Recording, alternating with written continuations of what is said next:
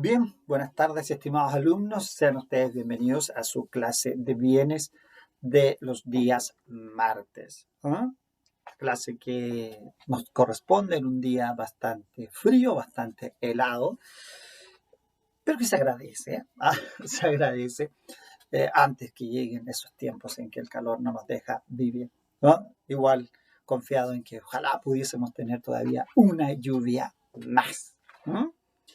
Bien, la semana pasada sufrimos allí un corte. Al final, en realidad no se cortó, estábamos terminando la clase, así que les he dicho que a los que me han preguntado que no se preocupen, porque no había nada más programado para ese día. Pero efectivamente falló la memoria del computador, es decir, se acabó. No les alcancé a comentar ahí que un computín me había dicho que en verdad hoy día los computadores solo vienen con base o espacio para los programas que operan el sistema, pero no mucha memoria más, porque se trabaja mucho con la nube. Algo que yo no me acostumbro todavía, pero parece que vamos a tener que acostumbrarnos para los efectos de cargar en la nube y no en la memoria del computador. Bueno, eso como cierre de la clase anterior. Lo otro es, estamos acercándonos, parece que estuve viendo que nuestras fechas ya de solemne están programadas para la próxima semana. Así que a estudiar, estamos en la fase, digamos, un poquito intensa. Lamentablemente, como entran todos en el mismo periodo de solemnes, de exámenes, se ha dificultado el encontrar un espacio de tiempo, que es más o menos los viernes o los sábados, que en este minuto han estado ocupados por la clase de seminario que ha ido ocupando esos espacios en los que pudiésemos hacer un taller. Pero no renuncio a la posibilidad de intentar hacerlo, sobre todo porque necesito... Lo importante en todo caso es que el contenido a tratar de ese taller tiene que ser de este modo de adquirir que estamos analizando, que es tradición. ¿Bien? Bueno, eso. Fuera de eso, espero que hayan tenido una buena semana, una semana en la que ya la ciudad parece entrar en su proceso definitivo de apertura. No sin voces que señalan que podría ser muy riesgoso proceder a esa apertura ahora, sobre todo teniendo presente que los números en la pandemia han estado un poco duros en el descenso. Se llega ahí a los 1.200 como mínimo, pero boom, rebota y vuelve a dispararse hacia arriba. No bajamos, eso entonces quiere decir que necesitamos seguir cuidándonos más tiempo, ¿ya? Eso es importante, sobre todo ahora que va a venir la apertura. Las universidades no están contempladas, al menos en los procesos de regreso, hasta el paso final, según al menos lo que hemos leído respecto a estos pasos de transición, preparación, y en el último aparece el regreso de los estudiantes, lo que identifica que seguramente no nos va a tocar, o si nos va a tocar al final, para la convivencia. Bien, a lo mejor ahí ya nos podemos reunir. Así que bueno, a seguir cuidándose y esperando lo mejor siempre para nuestro país, para nuestra gente. Vayamos entonces retomando un poquitito esto que estábamos conversando la semana pasada y que se refiere a la tradición y a este elemento que es la entrega, y dentro de la entrega la forma en que se verifica la entrega, ¿cierto? Así que tenemos tradición, estamos viendo el elemento entrega, y dentro del elemento entrega estamos analizando la forma. Y dentro de la forma hemos visto en primer lugar la de los bienes muebles, y ahora estamos en el análisis de los bienes inmuebles, ¿cierto? Sabemos que después viene el derecho real de herencia, el derecho real de servidumbre y los derechos personales al respecto.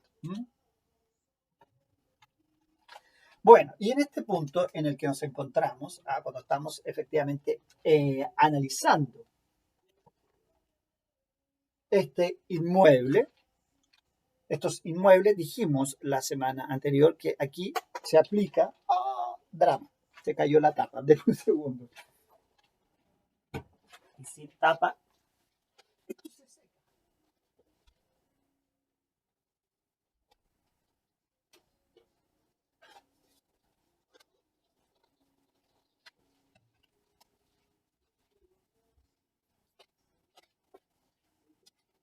de vuelta.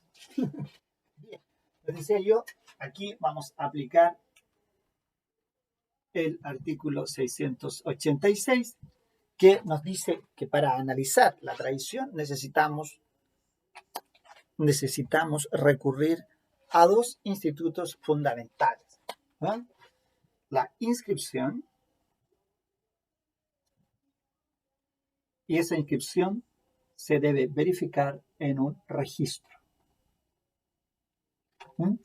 Eso es lo que nos dice el 686. Y esta forma de tradición, que es obviamente una forma de tradición simbólica, por una actuación que verifica, en este caso, un ministro de fe, un auxiliar de la Administración de Justicia, que conocemos como conservador, y lo verifica en sus registros.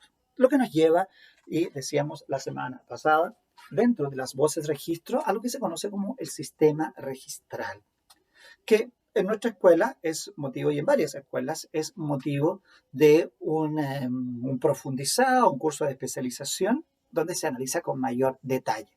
Así que aquí lo que vamos a hacer es ver al menos básicamente cuáles son las características de nuestro sistema registral para los efectos de la tradición de los inmuebles, y no solo de la tradición, porque aquí, como le hemos dicho al final de la clase anterior, la inscripción cumple una función de tradición, pero no es la única. Hay otras funciones que desempeña la inscripción, como por ejemplo la publicidad, como por ejemplo mantener la historia de la propiedad raíz, y en el instituto de la posesión, en esta gran institución de la posesión, la inscripción representa, al menos en esta trilogía que mencionan los autores, requisito, garantía y prueba. Quien tiene la inscripción ha cumplido con el requisito para adquirir posesión, tiene la garantía de que efectivamente esa posesión se va a mantener mientras permanezca la inscripción, y a su vez tiene la prueba que puede llevar ante terceros de decir sí soy poseedor. Eso lo veremos más adelante cuando entremos a analizar la prescripción. Por ahora, demos las bases, al menos del registro, en lo que se refiere a lo que estamos conversando, la tradición. En términos doctrinarios, existen tres, digamos, características que reflejan qué tipo de sistema ha escogido un determinado ordenamiento jurídico. Por ejemplo, una de las alternativas que pueden elegir los registros es ser un registro personal frente a una alternativa de registro real. ¿Bien? ¿Qué significa esto? Que la forma en que los inmuebles se inscriben en este sistema, se hace en base a las personas o intervinientes en estos procesos. ¿Bien? Entonces, para eso es necesario, por ejemplo, que el sistema registral, después lo vamos a ver, contemple un libro en el que se van anotando las mutaciones que experimenta el dominio de un bien en base a las personas que han intervenido. Y uno dice, don Marcelo Gómez vende a doña Claudia Pérez. ¿Ven? Entonces, incluso los márgenes de la inscripción, que lo vamos a ver en ese taller, que en algún minuto, si no lo alcanzamos a hacer online, lo vamos a hacer por video, tenemos ahí en el margen anotado quiénes son las partes, quiénes son quién fue el tradente, quién fue el adquirente. Y así uno incluso puede buscar una propiedad, rastrearla por los índices. Se conoce el nombre del que es tradente y del que es adquirente. La otra alternativa es que sea un registro real. En ese caso, se genera un documento para el inmueble y las mutaciones que experimenta son anotadas a continuación. Entonces, ahí lo que uno debe buscar, por ejemplo, si está en el proceso de estudio de títulos, es el inmueble. Encontrado el inmueble, puede proceder a ir viendo quiénes han sido propietarios de ese inmueble. Algo similar a lo que ocurre hoy día, por ejemplo, con el registro de vehículos motorizados. Se genera un registro para el vehículo y a continuación se van anotando quiénes han sido sus propietarios. ¿Ven? Así funciona cuando es un registro real.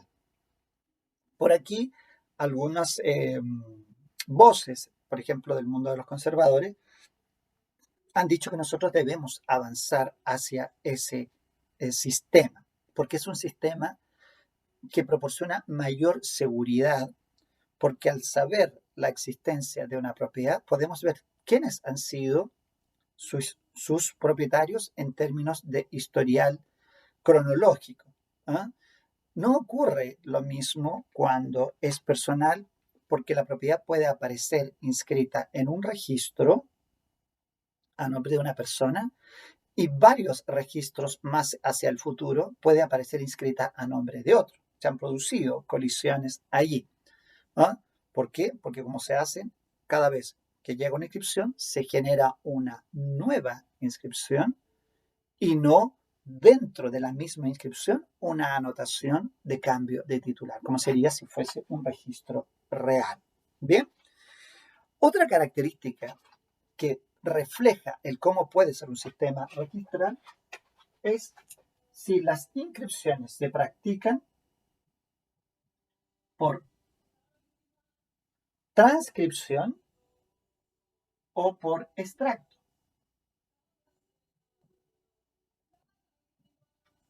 ¿Qué significa esto? Aquí el funcionario, el conservador, tiene efectivamente una doble posibilidad.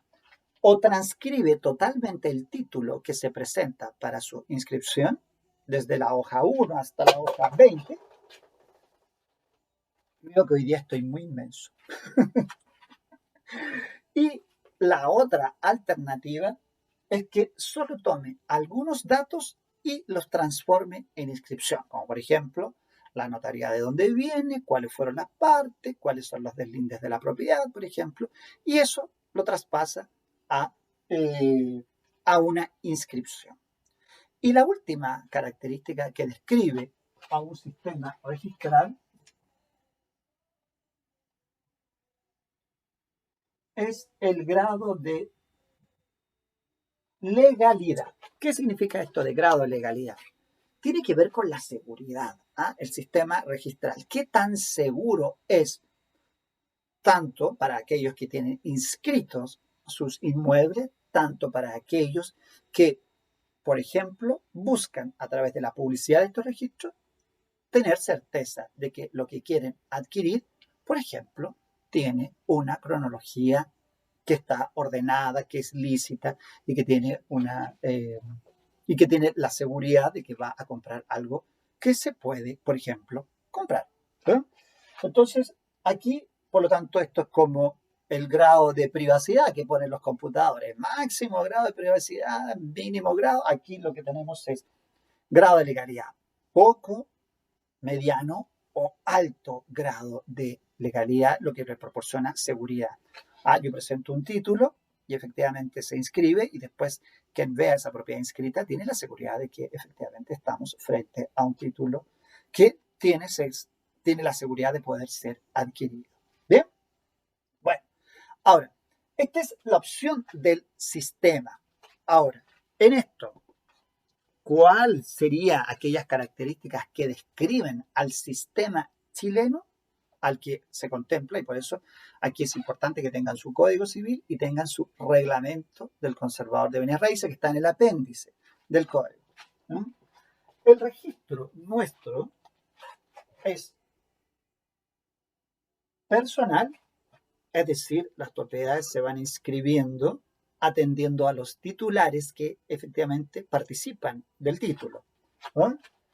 Es por extracto, lo que significa que no se anotan todos, ni se transcribe toda el título que se presenta, sino que se rescatan algunos elementos. El artículo 78 del reglamento conservatorio señala, entre otros, que tiene, por ejemplo, la notaría a donde efectivamente se generó el título, los participantes, se individualiza el bien. De aquí nace esto que ustedes han visto en muchas escrituras donde inmueble que deslinda al norte, al sur, al este, al oeste, porque esas exigencias nacen precisamente de esta obligación que impone el reglamento conservatorio y que buscan individualizar el bien. Recuerden que nosotros conocemos muy bien estas expresiones de la especie o cuerpo cierto o el género. Cuando se habla de una cosa de vida como especie o cuerpo cierto, se debe una especie precisa.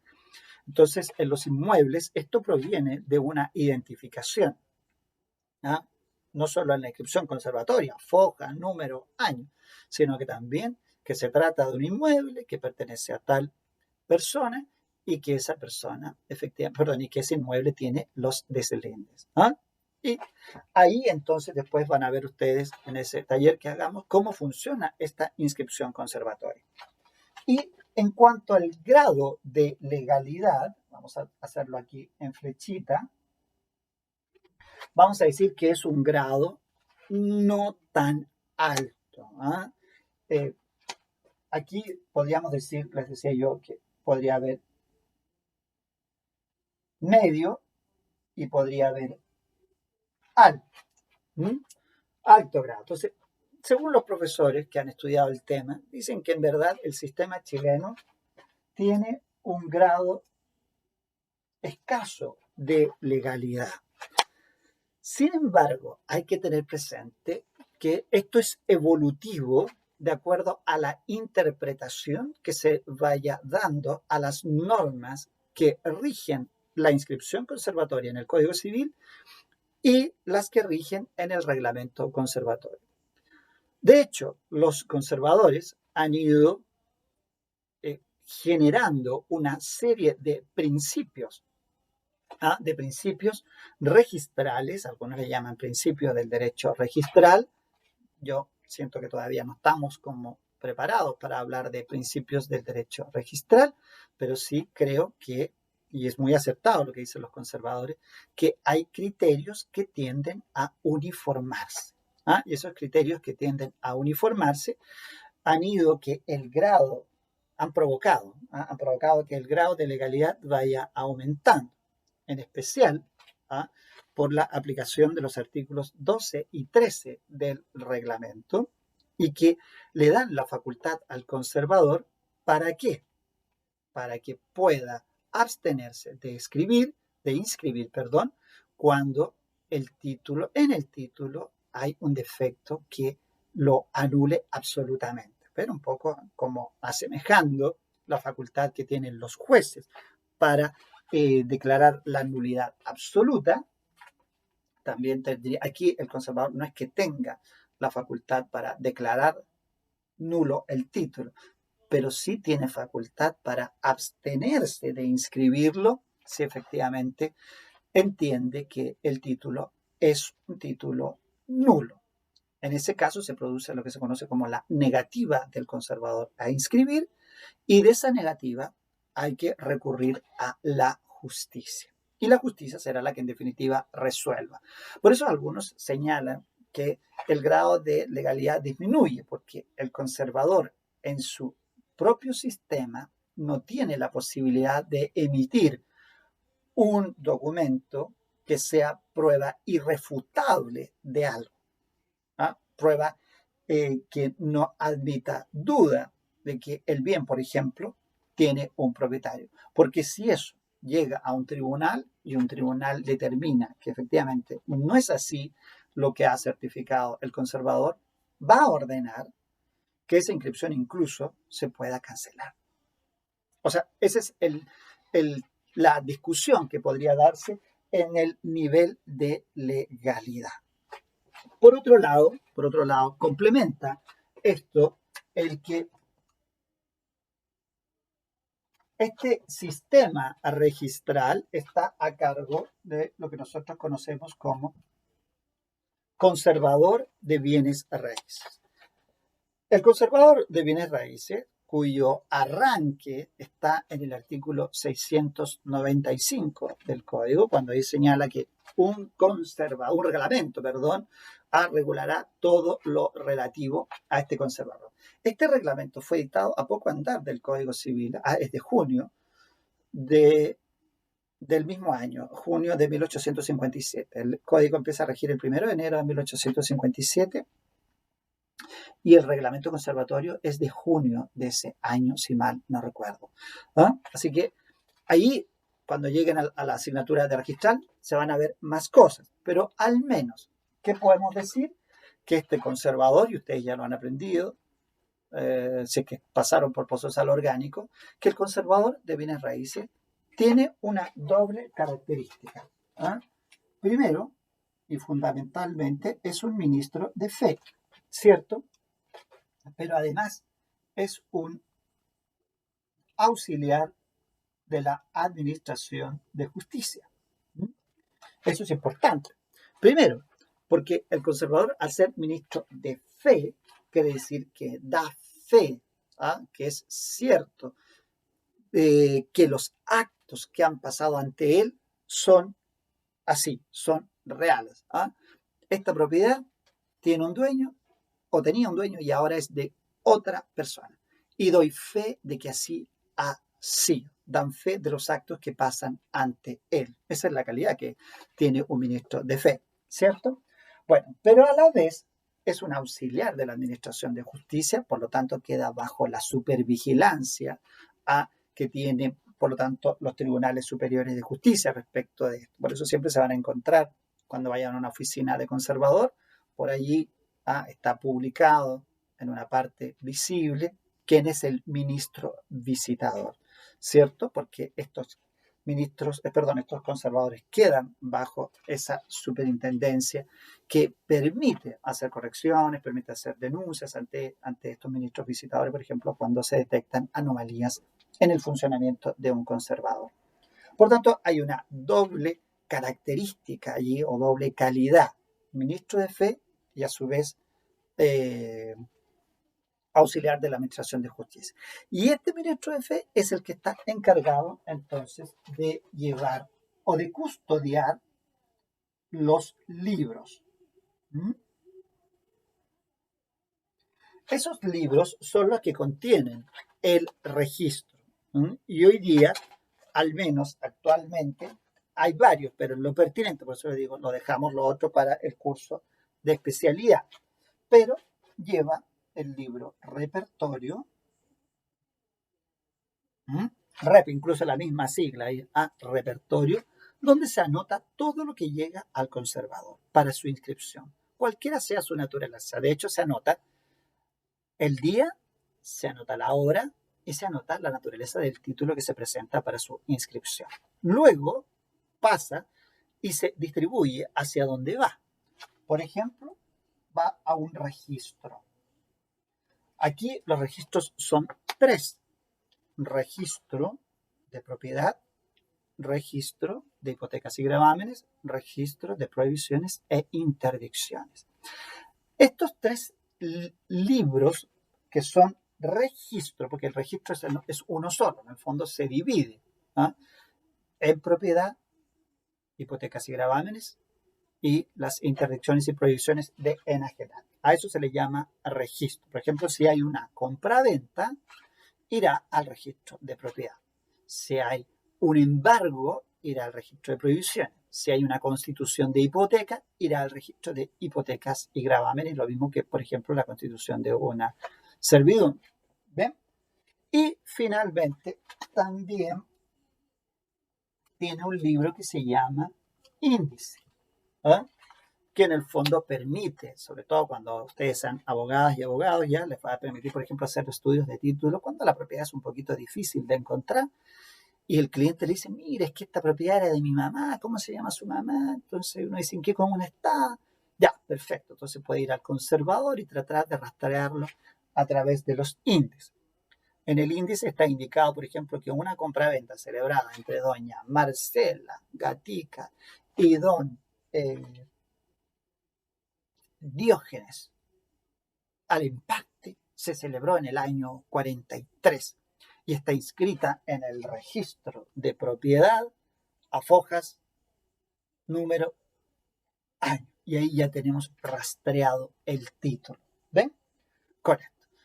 Hay una particularidad respecto del conservador de bienes raíces de Santiago, que hasta el momento es un conservador especial en ese sentido, porque, digamos, dada la magnitud que tiene, está dividido. Existe un conservador de propiedad, existe un conservador de hipotecas y gravamen y un conservador de provisiones e interdicción. En el resto de los casos, la generalidad es que el conservador tiene a su cargo, tiene la custodia de los 3 libros, un solo conservador, que tienen el territorio jurisdiccional también que indica el Código Orgánico de Tribunales. Bien, bueno, temas importantes, llego hasta allí porque esto es solo para tener una noción de lo que nosotros estamos conversando, que es la tradición de los bienes inmuebles. Bien, ahora, dicho esto, sabemos que al menos lo que debemos inscribir nosotros es aquellos títulos que son traslaticios de dominio, porque de eso estamos conversando, ¿cierto? Estamos viendo los modos de adquirir. Pero, como he dicho antes, la inscripción puede tener diversos fines. Por lo tanto, el reglamento, nos indica que hay títulos que deben inscribirse en el artículo 52 y títulos que pueden inscribirse.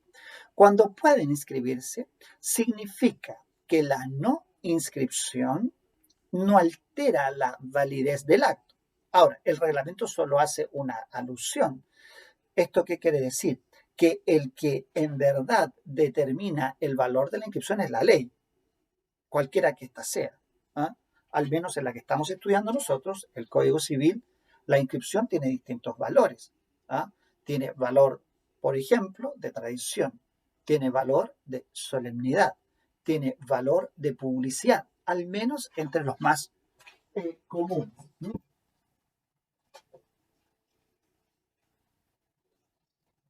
Veamos entonces algunos aspectos de ello.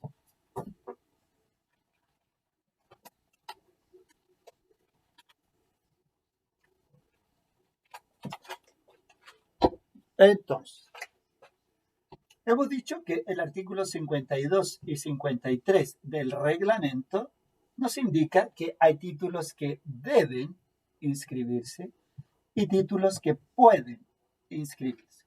Y les decía yo que para saber si un título en el fondo debe inscribirse o puede inscribirse, debemos ir a la ley sustantiva. El reglamento, los enuncia, los enumera. Pero la raíz de eso está en la ley. Piensen que aquí hay un tema de jerarquía. Está la ley y por debajo está el reglamento. De manera que el reglamento solo explicita lo que la ley sustantiva impone. Y entonces aquí nosotros nos encontramos con la inscripción, que puede ser tradición, y así lo estamos estudiando. Pero también, ahí ponemos el 686, pero también podemos colocar nosotros la inscripción en su función, por ejemplo, de solemnidad. Cuando la inscripción forma parte de la solemnidad, por ejemplo, no sin grado de discusión, eso sí, el 2409 y 2410, que se refieren a la inscripción en la hipoteca. Cuando se constituye el derecho real de hipoteca, se otorga por escritura pública y se inscribe. Entonces ahí está funcionando. No, por eso les digo, no exento de algún grado de discusión, porque para algunos la inscripción vuelve a representar tradición y para otros representa solemnidad. Lo aprenderán en algún minuto, pero al menos lo tenemos como eso. Tenemos también el que la inscripción, aquí también podríamos mencionar el usufructo de allí en el 764 y siguientes, que también se refiere a cuando la constitución de un usufructo es de un inmueble, debe ser por escritura pública inscrita. Y nuevamente ahí está. Algunos dicen que es parte de la solemnidad y dicen no. En el caso del usufructo, la inscripción constituye la tradición. Por ahí, si mal no recuerdo, en algún minuto de su libro, el profesor Peñailillo dice que hay que distinguir entre el momento de la constitución y el momento en que después ese derecho circula. En el momento en que se constituye el usufructo, estaríamos hablando de una solemnidad, pero una vez que ese usufructo circula, como por ejemplo cuando alguien quiere ceder ese usufructo, la inscripción representaría una tradición. ¿Ya? Bueno, y también tenemos la publicidad. Publicidad, por ejemplo, tenemos aquí el 2513. En el caso, lo vamos a verificar, de la sentencia que declara la prescripción. No me vayan a equivocar, después ustedes me crucifican. La sentencia judicial que declara una prescripción hará las veces escritura pública para la propiedad de bienes raíces o derechos reales constituidos en ello, pero no valdrá contra terceros sin la competente inscripción. ¿Ven? Por tanto, ahí para los terceros está funcionando como una medida de publicidad. No se puede oponer a terceros si no se ha inscrito. El modo de adquirir que operó es la prescripción, pero la forma de hacer saber a los terceros que esta prescripción operó respecto a un inmueble es mediante su inscripción. Entonces funciona como publicidad. Y aquí, y para cerrar este tema de las inscripciones que es tan relevante, quiero que hablemos de las famosas inscripciones del artículo 688. Son famosas esas, sobre todo ustedes que van a hacer seguramente con el tiempo sus primeros estudios de título. Y aquí esta norma es radicalmente.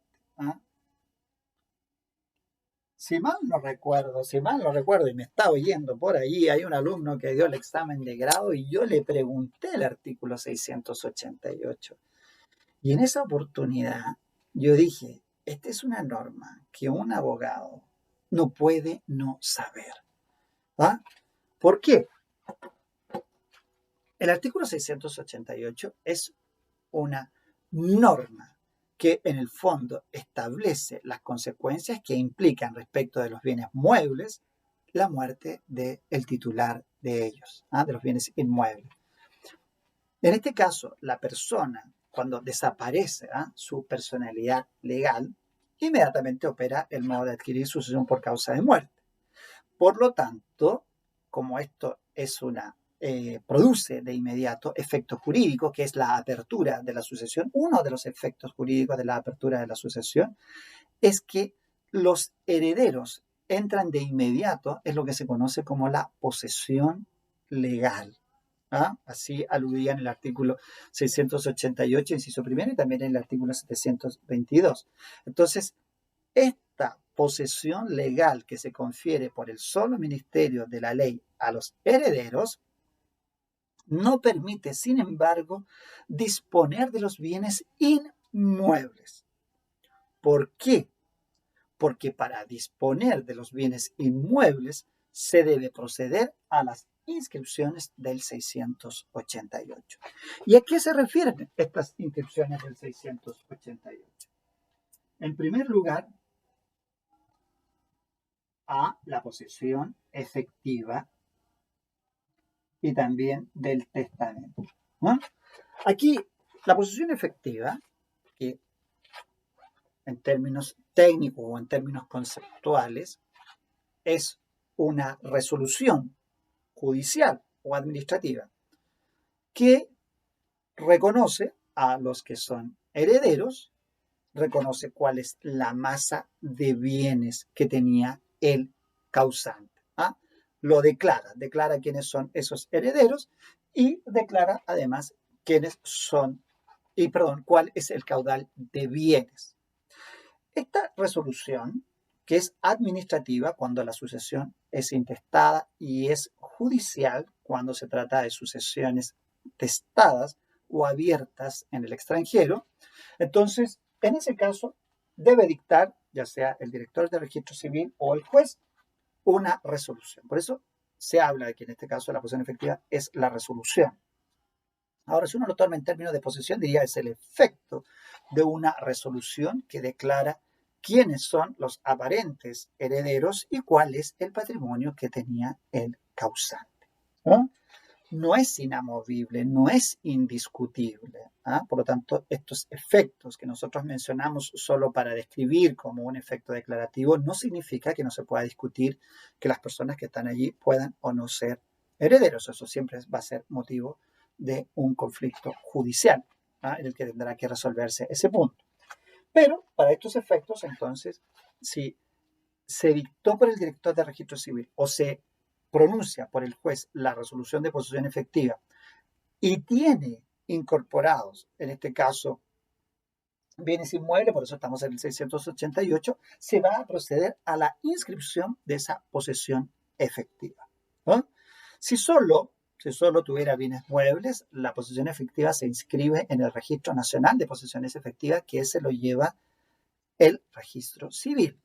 Pero si tiene inmuebles, se debe inscribir también esa posesión efectiva, esa resolución de posesión efectiva, en el conservador de bienes raíces. ¿Dónde? En el registro de propiedad. ¿De qué competencia? De, efectivamente, donde se ubica el inmueble.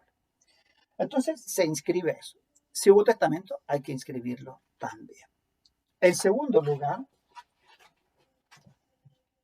se debe inscribir la famosa especial de herencia.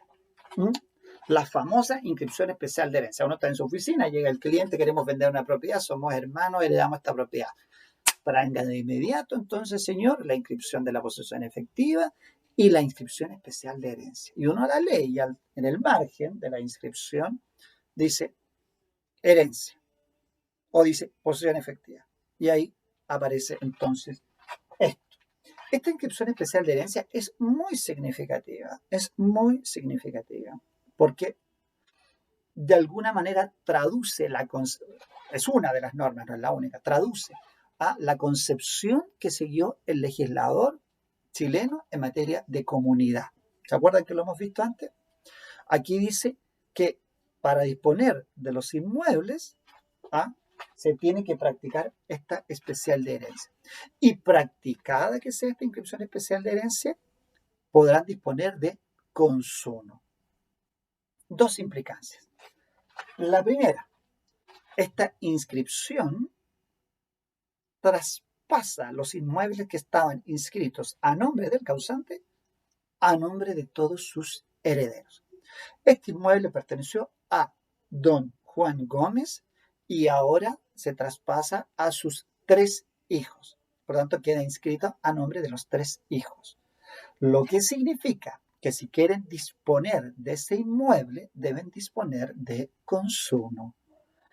¿Qué significa de consumo? Un clásico para cualquier abogado. Son como estos pequeños signos que nos identifican, como cuando nosotros decimos con beneficio de inventario, que es una expresión del mundo jurídico, pero la usamos en nuestras conversaciones habituales.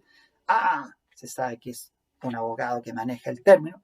Pues este de consumo también. ¿Qué significa? Todos de común acuerdo. Lamentablemente, al identificar el tipo de comunidad que tenemos nosotros, comunidad romana, significa que o todos o ninguno. Y ese es el gran problema. ¿Ven? Si aquí nosotros hubiésemos acogido el concepto de la comunidad germana, diríamos mayoría. ¿Por qué? Porque si tiene 3 dueños, Basta que dos estén de acuerdo para que se pueda producir la enajenación. Pero en ese concepto de la comunidad germana, ¿se acuerdan que ya lo vimos en clases anteriores? Ahí no existe esto de la propiedad de la cuota y a su vez el derecho sobre el todo, ¿no? Que es la concepción romana, que es la que acoge nuestro código, porque al decir que todos significa que es una concepción romana. Bueno, y lo tercero, esta puede o no, porque generalmente la parte final de una herencia, que es la partición, cuando se liquida todo este activo hereditario, se parte y se adjudica. Bueno, cuando se trata de inmuebles hay que inscribir entonces la adjudicación.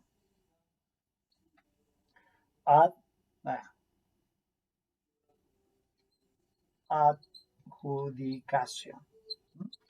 Esta puede no estar, porque efectivamente a veces las personas no hacen partición, sino que derechamente, por ejemplo, los tres hermanos venden al tercero. Ahora, si los tres hermanos quieren uno de ellos adjudicarse, ese que se adjudica tendría que hacer entonces inscripción. Uno de los debates que tiene este 688 es ¿qué ocurre si no se practican estas inscripciones? Pues recuerden que estas inscripciones no representan tradición, porque aquí lo que operó fue el modo de adquirir sucesión por causa de muerte, no operó el modo de adquirir tradición. Entonces, ¿para qué inscribimos? Ese es el gran tema, porque se supone que son inscripciones precisamente que el legislador las exige, pero la razón por cual las exige ha llevado a la duda de la sanción. Si se inscribe porque es una norma de orden público, así lo dispone el legislador para el resguardo, por ejemplo, de los bienes inmuebles, entonces la sanción debía de ser la nulidad absoluta. Al menos así se discutió en el pasado. Posteriormente se dijo que no, que estas inscripciones eran exigidas porque se atendía a la calidad de los sujetos que adquirían. En este caso tenían la calidad de herederos y en razón de esa calidad entonces, que se exigía que inscribieran y por esa razón entonces se pensó que se propuso que la sanción era la nulidad relativa. Más tarde se dijo que no había nulidad si no se inscribe, sino que lo que ocurriría es simplemente una inoponibilidad para terceros en este caso. Bueno, por ahí todavía queda una opción más que es el 696. Mientras no se inscribe, estos no dan la posesión a sus herederos. Ya estamos hablando de una posesión en el orden real, en el orden al menos real en el concepto del código, dejémoslo así, porque si usted me dice la posesión real, profesor, es la material, cuando yo tengo la cosa en su poder, pero esa no existe para el inmueble, al menos en el concepto del código, salvo que se hable de actos posesorios, de aquellos a que da derecho el dominio. Pero cuando hablamos de la posesión, hablamos de la posesión inscrita. Gran discusión. Detengámonos allí porque vamos a llegar a ese gran tema. ¿Bien? Y entonces ese 696 también es como una de las últimas opiniones que se ha sostenido. Mientras no se inscriba, no dan la posesión. El código da la posesión efectiva, pero es por una cuestión terminológica de antigüedad. Pero bueno, quedemos en que efectivamente el tema es discutido en cuanto a la omisión de estas inscripciones. Bien, creo que por ahí vamos dando término a todo este análisis de la tradición finalmente con las inscripciones del 688. Aquí hay que revisar muy bien la literatura, hay que leer el manual con detención, porque no es un tema tan complejo, pero es un tema muy reglamentario. Entonces requiere que ustedes no solo oigan la clase, sino que además vayan a la literatura y observen lo que los autores han comentado. Bien, bueno, llegamos al final de la clase de este día martes. Nos volveremos a ver mañana miércoles para comenzar seguramente un nuevo tema, la prescripción. Bien, mientras tanto, mantengámonos en esto. Creo que vamos bien en el tiempo. A lo mejor deberíamos dedicar algunas clases de taller. Pero bueno, tratemos de que ojalá ya la próxima semana tendríamos nuestra solemne. Hay que ir midiendo los tiempos.